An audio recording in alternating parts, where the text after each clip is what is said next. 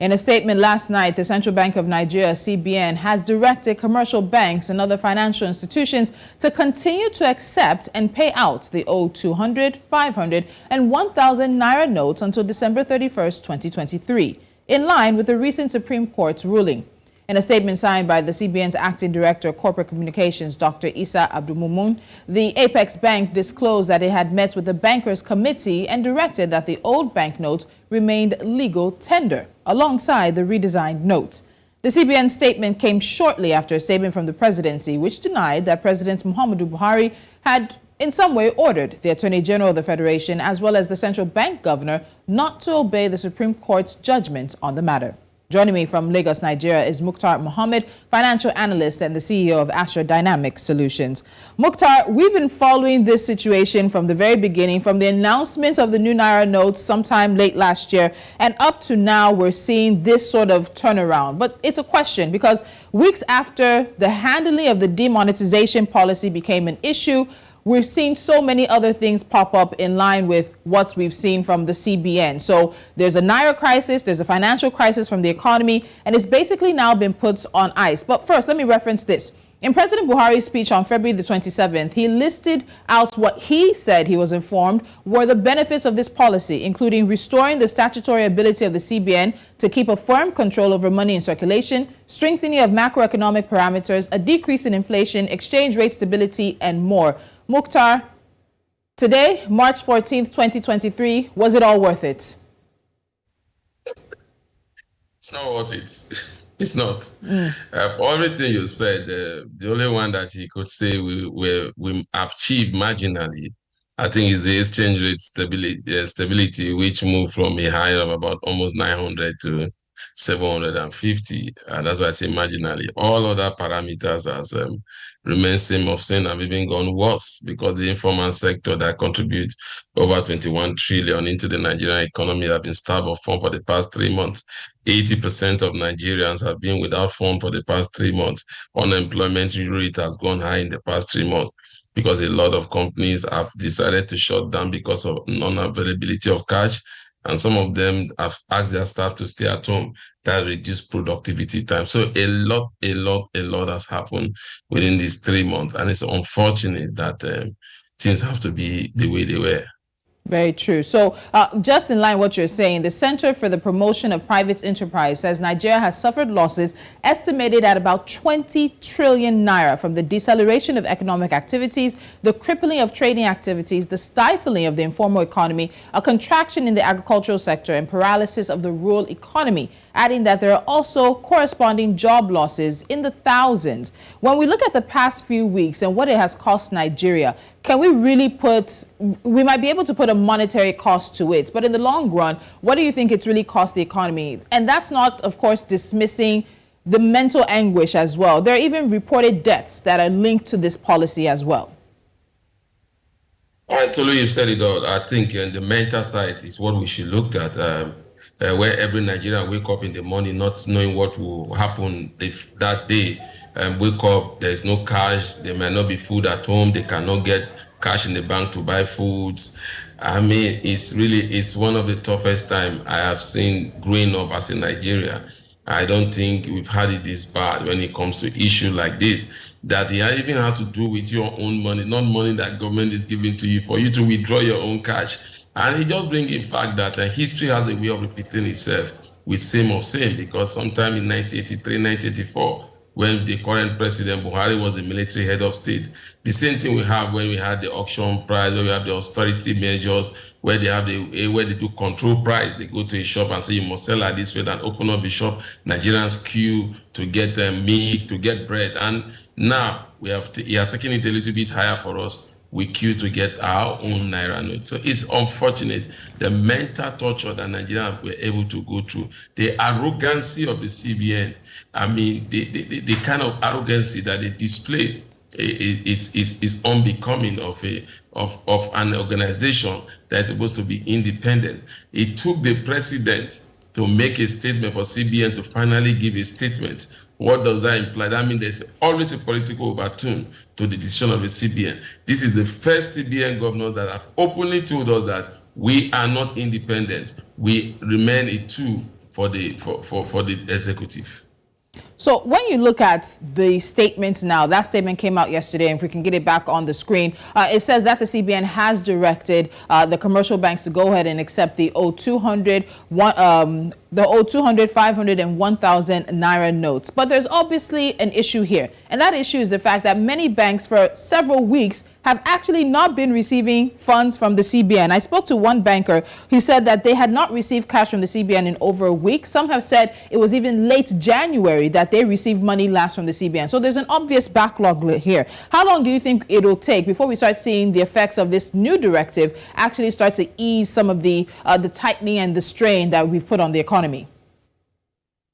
If history is anything to go by, you might not see it anytime soon.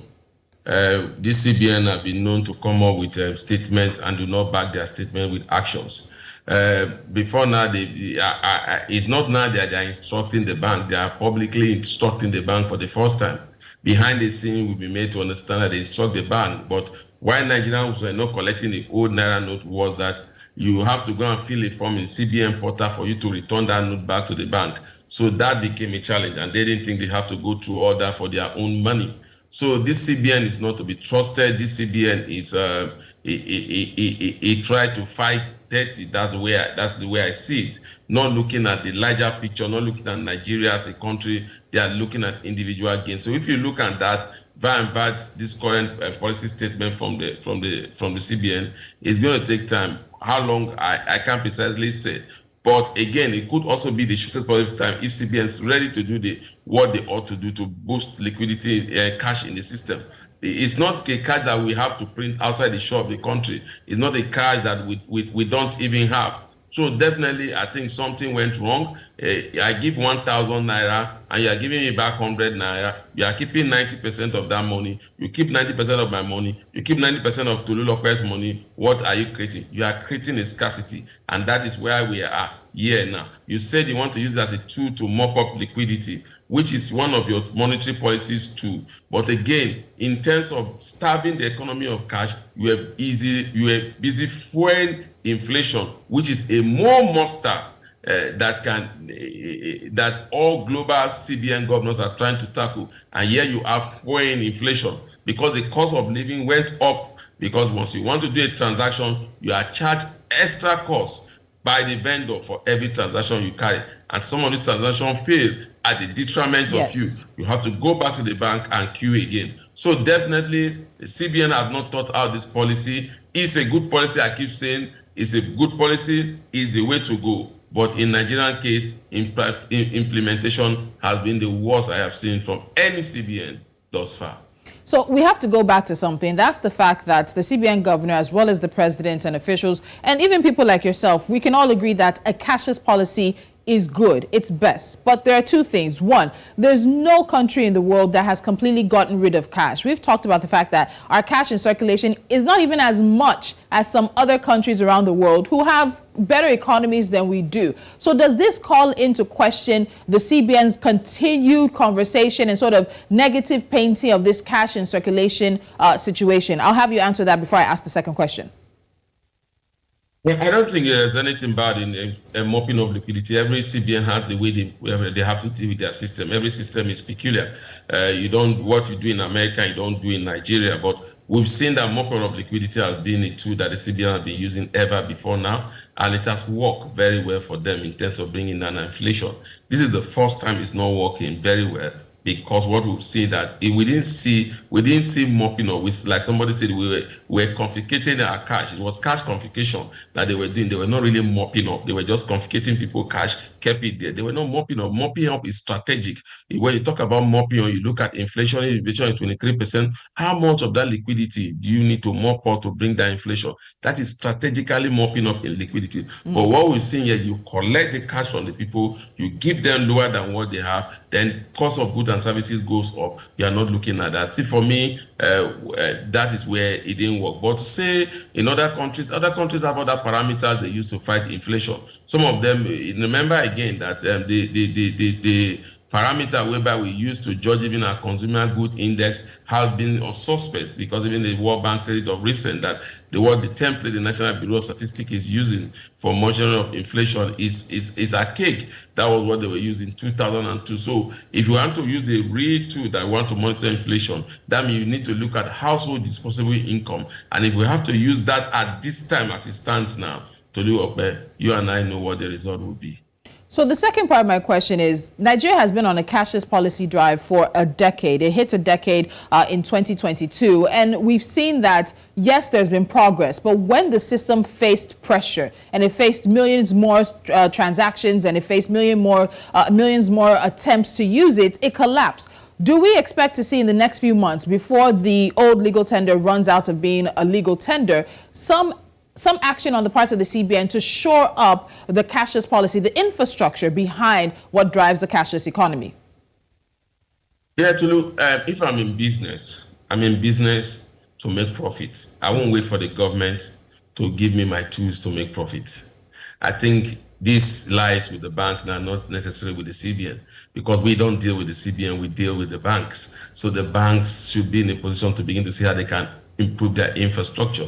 And the other way I think that the CBN can come in is to work with the interbank settlement platform also, to see how you can improve their own system also, so that we have a seamless transfer whenever we want to do it from analog to digital.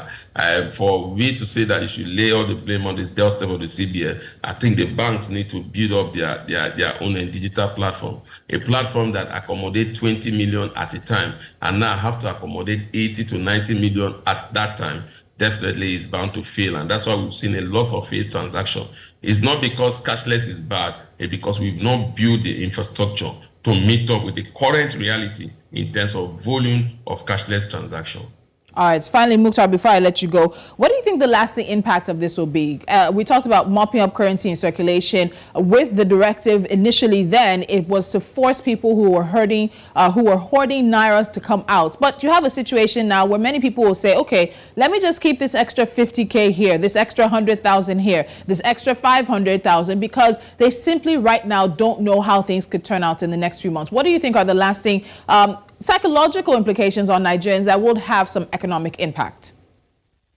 Well, the lasting impact of it has to do with the mindset of every Nigerian. Now, I think we need to begin to embrace the cashless policy.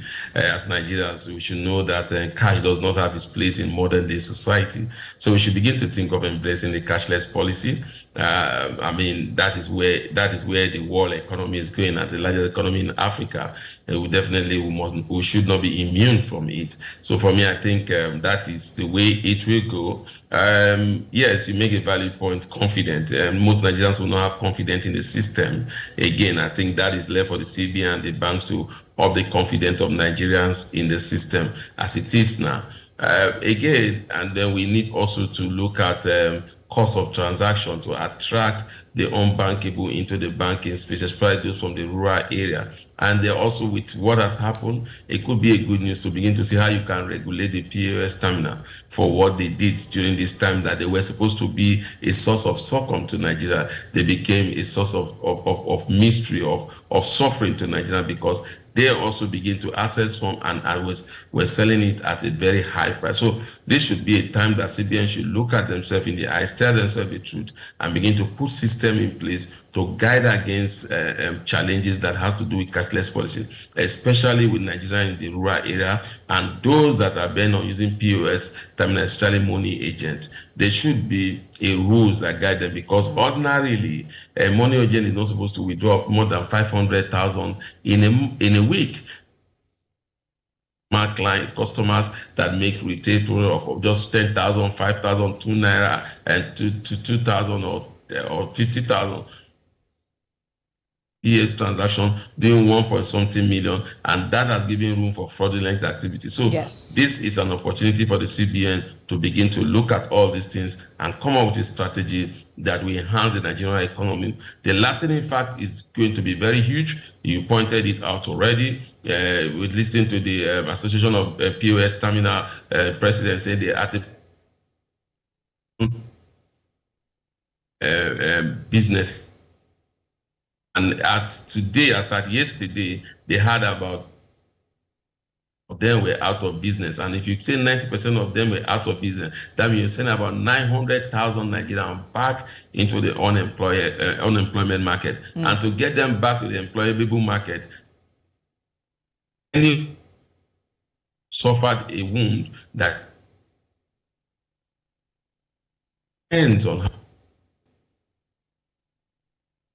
to meditate against this cashless crisis that we've had and also begin to bring confidence back to the economy, not just also for foreign investors. All right, Mukhtar Mohammed, it is a developing story because, of course, the announcement or the directive from the CBN came out last night. So we'll be following out throughout the course of the next few days to see how Nigerians are finding things. Thank you so much for joining me.